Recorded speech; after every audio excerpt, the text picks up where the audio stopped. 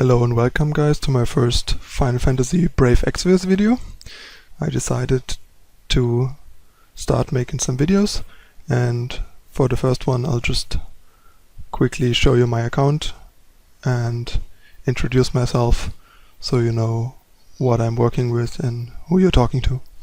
My name is Manu S. I'm a long-time competitive gamer, mostly TCGs, but I recently got into Final Fantasy Brave Exvius when I found it by accident and really loved the game since then, and think there's a lack of educational content on here, so I decided to make videos about the things that I know and learned while digging deeper into the game. So first of all, what you see here is my current Trustmaster farm party, because that's the units that I have multiples of with the best Trustmasters, so that's what I'm farming with. But let's check my units real quick. Let's sort, they are sorted by level. So yeah, basically here you can see all my max level units: Cecil, Artemius, Kafka, Hayate, Amaranth, currently leveling my 5-star Locke, my 5-star Freya, which unfortunately came out of my first Rainbow Crystal ever. Quite a letdown, but could be worse, I guess. And my 3-star Leo that I just pulled yesterday. Also have the story characters maxed out, because they both actually are really good once they get their 6-star, especially Rain. Rain, which is now really terrible, basically becomes way better than Laswell once he gets a 6-star. He gets a lot of really good skills with his 6-star, so have to wait for that, but I prepared them for when it's time, so I don't have to level them then, and I had like time to spend anyway from story quests where all my good characters already were max level. Max level Extus, Golbez, and Lena. Still haven't fully maxed Fina, partially because even I think with her 6-star she's not particularly good, so chances that I'm gonna use her in the future are not very high. So since I currently have better units that I'm leveling, I didn't feel like wasting experience on her, rather power level the other units. Yeah, and the rest just like random free units and Trustmaster stuff and garbage pulls like max 4-star crap units like Beedile and stuff like that, and Edgar.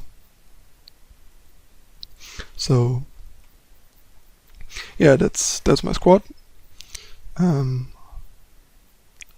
Equipment wise, you can see I'm fairly well equipped for like what's possible at the moment. I don't have any Trust Masteries yet, but aside from Trust Masteries I basically have everything you want.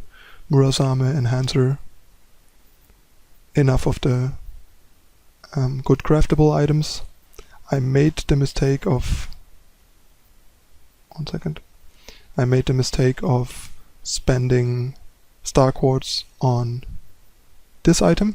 It's actually kind of solid and does even stay decent for quite some time, since on the Japanese page Famitsu, for example, Black Belt Gi is still listed as the best equipment for offensive close wearing characters. So and this is arguably, depending on the character, better than Black Belt Gi.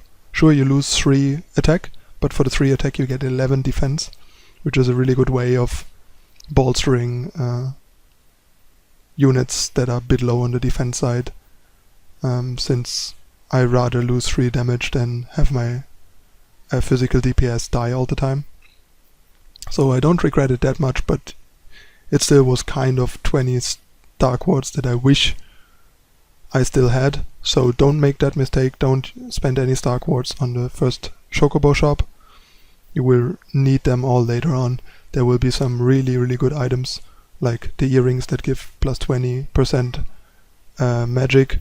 I think a really good rod at some point, and also a spear that actually has 2 attack more than Gungnir, the Trust Mastery of Cain, and Light Element for like 100 Star Quartz, I think, at the last Chocobo shop, if I'm not mistaken. Might still be quite some time till we get there, but Star Quartz also is really hard to come by, so you might barely have the 100 by the time you get to that shop, so don't waste your Star Quartz. But now that I did it anyway, at least the item will stay useful for quite some time. It's actually a pretty decent armor for my Amarant, since Mirage Vest doesn't give any attack and less defense as well, and I care more about defense with his draw attacks than about Spirit. And Black Belt Gi just gives so little defense that it's a bit greedy to put it on him. So Black Garb is kind of a really good middle ground, since he can only wear Cloth Armor. And yeah, other than that, we just have the typical stuff. In terms of hero ring farming, I'm currently at... where's my hero rings? Give me a second. Currently at 7 hero rings, working on the materials for the 8th. I basically won't stop until I have 30, because later on there will be this other ring that needs 3 hero rings as materials, among others, to be crafted, so keep crafting them until you have at least like 30. Also have a bunch of muscle belts, because I got the recipe from a silver chest, and have to say I feel like it was really worth it, because muscle belt actually is a really nice item for tanks at the moment. Like my Cecil and Amarant, for example, really appreciate the 5 armor and 10% HP. It's often a better choice than a Hero's Ring. On Amarant, I think it's arguable whether you want Hero's Ring or Muscle Belt, because of the 60% counter chance and the extra SPR that Hero's Ring gives. But on someone like Cecil, Muscle Belt is just the perfect item, I think. Yeah, I also have Enhancer, obviously. All the Colosseum items. After Colosseum finished, Poison Knuckles still will be the best fist weapon, claw weapon for a long time. Like even on Famitsu, the best equipment for Amarant is still listed as Poison Knuckles as non-Trust Master equipment, because there's still nothing stronger for him between throwing and claw weapons, unless you have Trust Masteries. I also already have my Lunar Pestle and my Stellar Shield from the event. So yeah, that's what we are working with for equipment. Force Armor obviously too from Demon Chimera.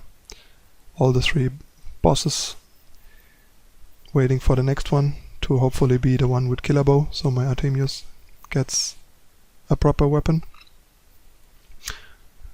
And yeah, basically currently I'm either using this party to just level my new units, and once I'm done with that I'll probably use a lineup similar to this, not because it's a good lineup, but because if you have 5 maxed out characters, it doesn't really matter which 5 characters they are, so I basically just put my 5 best Trust Mastery units that are maxed out and are not completely unplayable in one team, so that if I'm doing farming for Hero's Ring or for events and stuff, at least gathering trust on the proper units.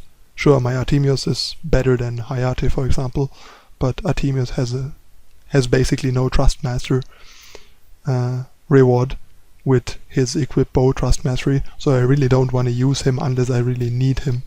So unless I'm fighting like a strong boss where I really need the best units, I'm just using the best Trust Mastery reward units instead, to not waste the 10% chance to gain 0.1% in trust for everything that I do.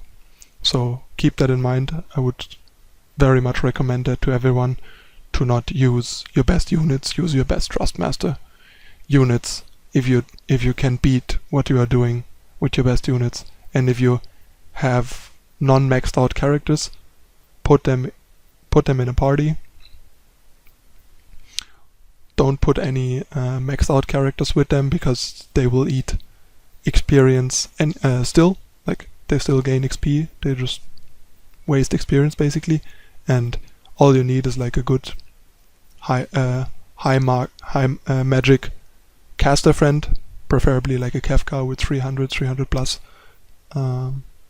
magic, and then he can carry any unit basically. You can have like 5 3-star level 1 units, and Kefka will just one-shot anything with one of his with like Sandara or Sandaga, for example, or whatever is best against the specific units that you are fighting. Like in Dwarf's Forge, for example, I obviously spam Blizzara. Blizzara even usually is enough. You don't even need Blizzaga to one-shot everything with a strong Kefka.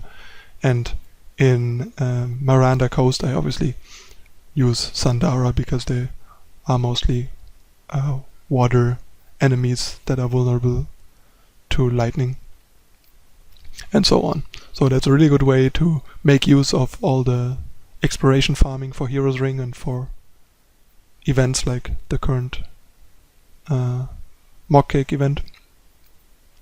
And you get your units leveled even better than with Vortex of Experience. Like by now I'm basically not using Vortex of Experience anymore, just because a full run of Miranda Coast or Dwarf's Forge is twice the amount of experience and not really harder, and I have to do it anyway for the event. So yeah, that's it for now. I'm also an active contributor on the ExviusWiki. In case you don't know it, I will put the link in the info box. Feel free to check it out. It's basically the best comprehensive source on Final Fantasy Brave Exvius right now, and I'm frequently contributing to it myself to try to keep it as comprehensive and up-to-date as possible, as many others do. Also feel free to contribute as well. The more people work on it, the better it is. It's very much a community crowdsourced resource, and a lot of people are already working on it, but there's still a lot to do to make it as good as possible. Alright, thanks for watching, see you in the next video.